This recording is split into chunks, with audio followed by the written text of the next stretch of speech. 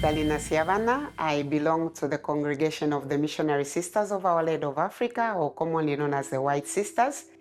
I am working in Uganda as a psychologist at the service of the refugees from South Sudan, and also at the service of the religious men and women in the diocese in the line of mental health.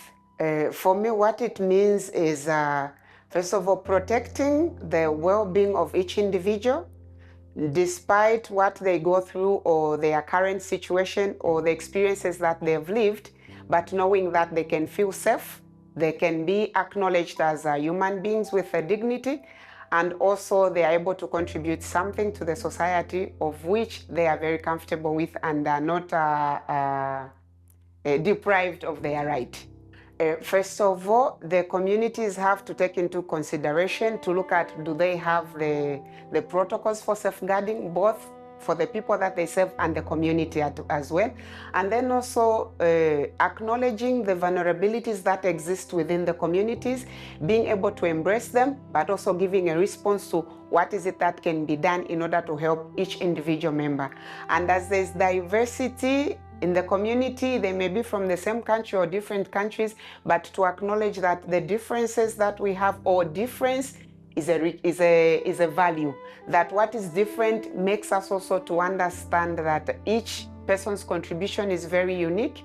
Each person's contribution can be taken into consideration, and also letting the person feel that them being different is not a distraction, but it adds value to the life of the community. There's a lot of anxiety. People are living out of fear, of authority, at times of the overwhelming situations that are there and they cannot receive help. There's a lot of depression. There are also cases of attempted suicide because of their overwhelming mental situations. And then also we have issues where sisters have reached to the extent that they have to be medicated, so they are psychiatric patients. And then also we have in situations where there is violence, there is abuse, physically, verbally, and psychologically. So with these elements at play, we have a lot of sisters that are declining at times to do anything. They don't want to contribute anything to the life of the community without the others knowing what is it that is going on with a sister. So there is a lot of loneliness and also addictions. The best way to confront is for the congregations to be aware that this is a reality. Mental health is an issue that needs to be addressed. Therefore, we need to have awareness workshops on mental health, and then also communities taking into consideration the importance of therapy. And then also creating systems within the congregation where they can channel certain cases. If a sister has issues, is there a system in the congregation that can help to journey with the sister who is in need? Or if not, outside the congregation, outside the system, are there possible means that can be used to help the person? In the case of Uganda, if I may be specific, we have a hub which has got a network of counselors from different congregations. And this is basically to be at the service of the religious for the sake of privacy, and also for them to feel at home, that they are able to share what they are going through, and they are able to go through therapy processes at a given time without stigma, without being judged, and without being discriminated. But the congregations have to look at it as an important aspect for the life of the congregation. It is a risk factor depending on how it is perceived, because obedience in itself is a mission. We are sent.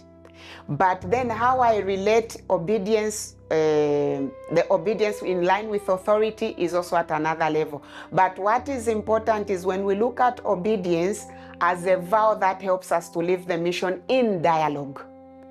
When there is a sending, dialogue has to be there. I would like to send you here.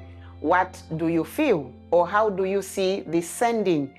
Do you look yourself as competent to be there? What are your fears? To create a kind of dialogue where both parties, the superiors and the person who is being sent, live at the same level, not as something that is being imposed. Because when the sisters leave the aspect of obedience as something that is imposed on me, as something that I'm obliged to do, it loses its meaning. Therefore, people go into mission carrying the burden, I was sent to be here. But when it is taken as, when somebody owns it, It means there's been a space where they've been able to dialogue. They've been able to express their fears in the mission. They've been able to express what they are capable of doing. And if they need to learn something in order to live in that mission, they'll be able to express that. But it needs a space where we are able to meet, where we are able to dialogue and share. Because the shared fears and strength are what keeps us going in order for us to be more life-giving to the people where we are sent, in order to give the best of ourselves, but also at the same time to live as happy religious.